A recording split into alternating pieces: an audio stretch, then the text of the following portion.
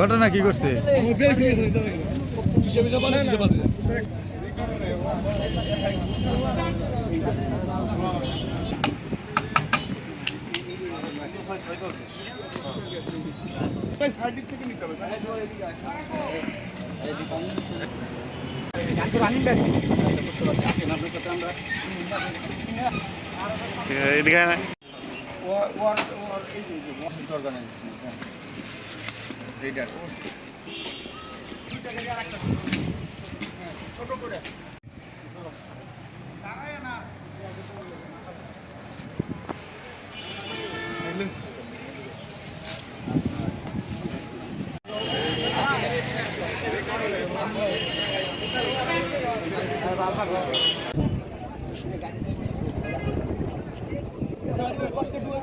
যেহেতু উত্তর থানার সামনে 5টি গাড়ির সংঘর্ষ হয়, এখানে 2টা প্রাইভেট কার এবং 3টি বাস রয়েছে।